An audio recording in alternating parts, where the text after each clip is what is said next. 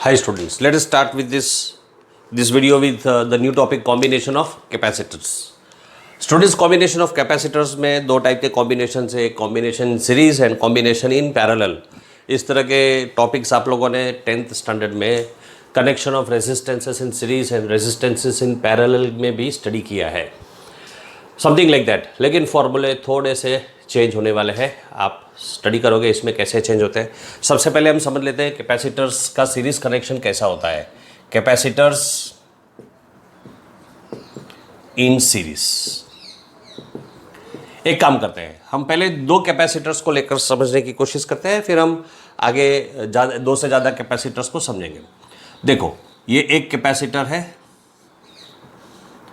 जिसका capacitance C1 है. उसको मैंने दूसरे कैपेसिटर के साथ ऐसे जोड़ दिया जिसका कैपेसिटेंस है C2. अब देखो, C1 को समझो. C1 में दो प्लेट्स है. मान लो मैं ये प्लेट्स को डिनोट करता हूं, प्लेट नंबर 1, प्लेट नंबर 2.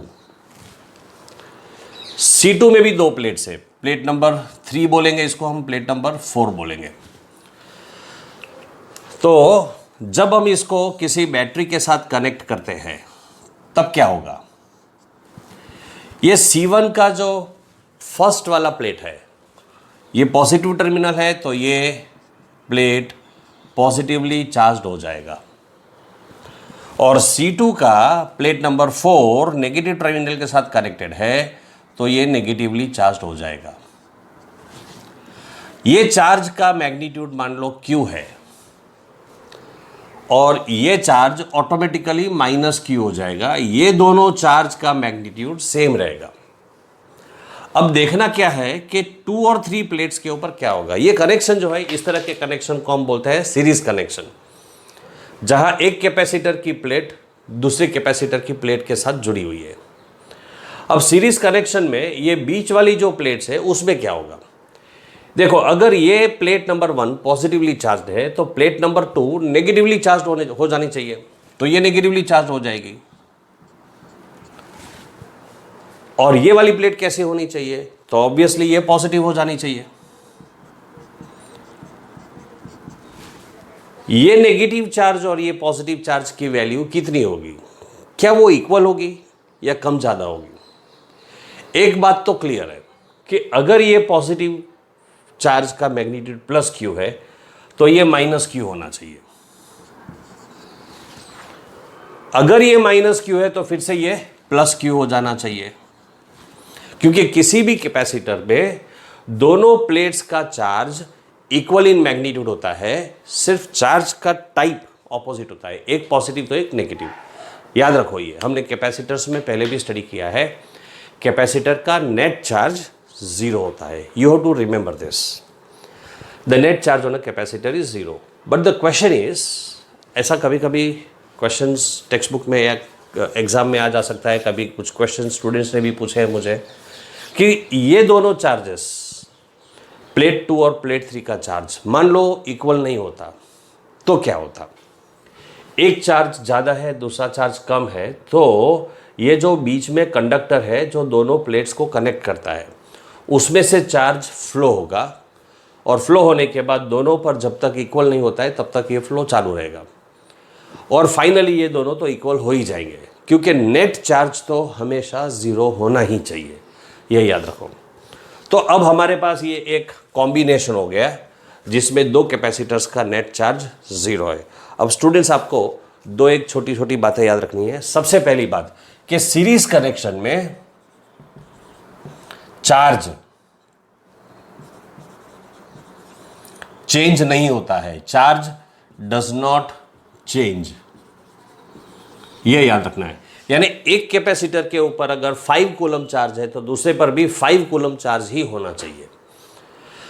एक के ऊपर 3 कूलम है तो दूसरे पर भी 3 कूलम. दोनों पर चार्ज इक्वल ही रहेगा जब हम कैपेसिटर्स को सीरीज में कनेक्ट करते हैं. लेकिन दोनों का पोटेंशियल डिफरेंस चेंज हो जाएगा.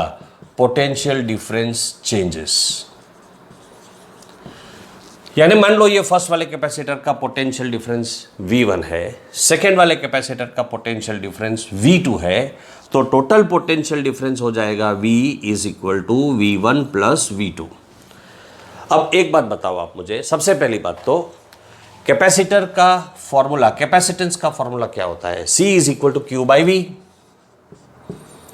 यानी कि V क्या हो जाएगा? ये V को यहां ले लो, C को नीचे ले लो, सॉरी, तो क्या मिल जाएगा हमको? V is equal to Q by C हो जाएगा। तो ये V1 को मैं क्यू बाई C1 लिख सकता हूं। V is equal to V1 को आई कैन राइट नाउ, अगर V is equal to Q by C है तो V1 is equal to Q by C1। पहले वाले कैपेसिटर में चार्ज तो क्यू ही रहेगा, सिर्फ कैपेसिटर, उसका कैपेसिटेंस डिफरेंट है, इसलिए मैंने C1 लिखा। और दूसरे वाले कैपेसिटर के लिए charge will remain same Q, but capacitance is different, so I will write Q by C2। So I can write here V is equal to Q by C1 plus Q by C2। अब अगर मैं ये दोनों capacitor को एक single capacitor consider करता हूं, ऐसे, ये एक सिंगल कैपेसिटर है जिसको मैंने बैटरी के साथ कनेक्ट किया है, और इसका मैं कैपेसिटेंस ले लेता हूं C। ये हो गया हमारा इक्विवेलेंट कैपेसिटेंस, तो C EQ लिख दूं मैं यहां पर, इक्विवेलेंट कैपेसिटेंस। तो क्या होगा? इसका पोटेंशियल डिफरेंस अगर V है, जो इन दोनों के सम के बराबर होगा, तो V is equal to C EQ by, sorry मैंने गलत लिख दिया, Q बाय C EQ, या CS फॉर सीरीज ऐसे भी लिख सकते हैं। तो ये हो जाएगा Q by C is equal to 1 by C1 plus 1 by Q by C1 plus Q by C2। Q common निकल कर कैंसिल हो जाएगा, तो हमको मिल जाएगा 1 by C is equal to 1 by C1 plus 1 by C2। This is the formula for equivalent capacitance of capacitors. अब ये फॉर्मूला हमने दो कैपेसिटर्स को लेकर डिराइव किया है। अगर दो से ज़्यादा कैपेसिटर्स होंगे तो क्या होगा? चलो देखते हैं। हम n नंबर ऑफ कैपेसिटर्स ले सकते हैं। ये एक कैपेसिटर हो गया, ये दूसरा कैपेसिटर हो गया, तीसरा हो गया, ऐसे ये C1, C2, C3 up to Cn। तो 1 by C is equal to 1 by C1 plus 1 by C2 plus 1 by C3 up to 1 by Cn। ऐसे हम n नंबर ऑफ कैपेसिटर्स के लिए इसको एक्सटेंड कर सकते हैं। तो that is all about capacitance in series. बीच बीच में स्टार्टिंग से पूरा जो एक्सप्लेनेशन दिया है मैंने, वीडियो को बैक करके आप रिपीट देख सकते हो, और जो कुछ लिखने जैसा लगे टेक्स्ट बुक में, अगर कुछ कोई स्टेप्स मिस किए हैं, मैंने डिटेल्स में एक्सप्लेन किए, तो आप वीडियो को पॉज करके उसको वापस कॉपी कर सकते हैं। We will proceed with capacitance in parallel. चलो स्टूडेंट्स, कैपेसिटेंस इन पैरेलल को स्टडी करते हैं। देखो ये डायग्राम, देखो कैसे हमने डायग्राम को ड्रॉ किया है। ये दोनों कैपेसिटर से एक का कैपेसिटेंस C1 है, दूसरे का C2 है, और इन दोनों को हमने बैटरी के साथ कनेक्ट किया है। कैपेसिटर का सिंबल और बैटरी का सिंबल, उसमें कन्फ्यूजन नहीं होना चाहिए। देखो इसमें ये दोनों लाइन्स जो है इक्वल होती है, लेकिन बैटरी में एक लाइन बड़ी होती है, एक छोटी होती है। जो बड़ी लाइन है वो पॉजिटिव टर्मिनल को डिनोट करती है, छोटी लाइन नेगेटिव टर्मिनल को डिनोट करती है। अब बच्चों देखो, यहाँ से जो चार्ज निकलेगा, मान लो यहाँ से जो चार्ज निकलता है वो है Q1। वो चार्ज जब फ्लो होगा तो वो डिस्ट्रीब्यूट हो जाएगा, कुछ चार्ज C1 में जाएगा, कुछ C2 में जाएगा। दोनों जगह इक्वल चार्ज नहीं जाएगा, क्योंकि दोनों कैपेसिटर्स का कैपेसिटेंस डिफरेंट है। जिसका कैपेसिटेंस ज़्यादा है उसकी चार्ज को होल्ड करने की कैपेसिटी भी ज़्यादा होगी, इसलिए दोनों में चार्ज सेम नहीं होगा। तो यहां पर जो चार्ज होगा वो होगा Q1, और यहां पर जो चार्ज होगा वो Q2। तो याद रखो, पैरेलल कनेक्शन में चार्ज इज नॉट सेम। अभी थोड़ी देर पहले हमने सीरीज कनेक्शन के बारे में देखा था। सीरीज कनेक्शन में सारे कैपेसिटर्स पे इक्वल चार्ज होता है। दोनों में क्या डिफरेंस है? जब हम कैपेसिटर्स को सीरीज में कनेक्ट करते हैं तो सभी के ऊपर इक्वल चार्ज होता है। जब उनको पैरेलल में कनेक्ट करते हैं तो चार्ज इक्वल नहीं होता है, वो डिस्ट्रीब्यूट हो जाता है।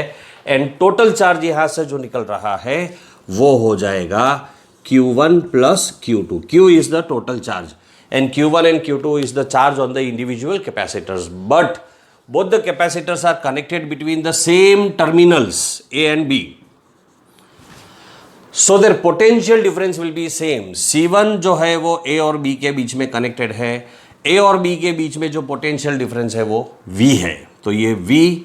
अच्छा, C2 भी A एंड B के बीच में कनेक्टेड है, तो C2 का भी पोटेंशियल डिफरेंस हो जाएगा V। तो दोनों का पोटेंशियल डिफरेंस सेम होगा, वो याद रखने का।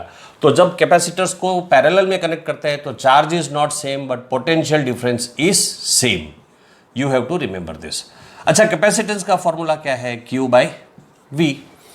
That means Q is equal to C multiplied by V. Remember this formula. Now, for the first capacitor, capacitance is C1, charge is Q1. That means Q1 is equal to capacitance C1 multiplied by potential difference V. And for the second capacitor, charge is Q2, capacitance is C2. So Q2 will be C2 multiplied by V. For the second capacitor also, potential difference is V.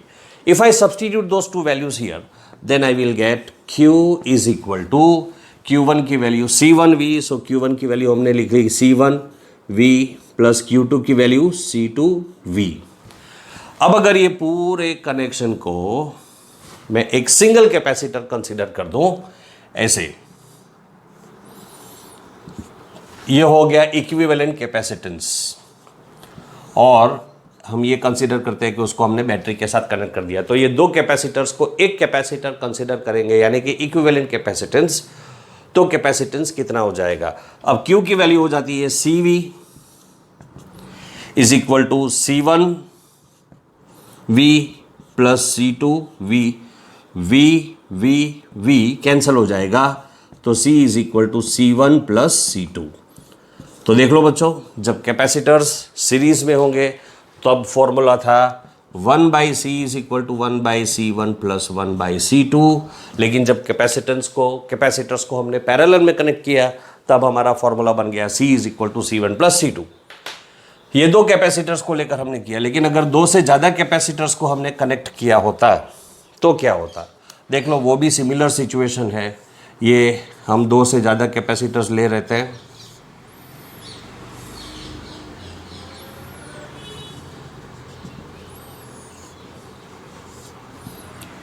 यह है capacitor C1, C2, C3, Cn।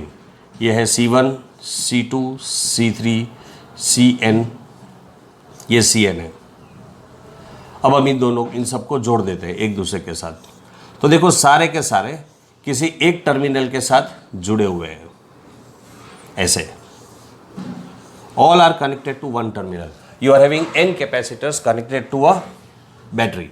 Then you will have the formula C is equal to C1 plus C2 plus C3 up to Cn. That is it, simple. This derivation is often asked in the exam and you will have to write this derivation in the exam. Understand it very well, study it properly from the textbook, and any missing parts I have tried to explain in details in the video here. You can repeat the video, play it back again and again and try to understand. It's a very simple concept. You should be able to attempt it well in the exam. In the next video, we will solve example 2.9.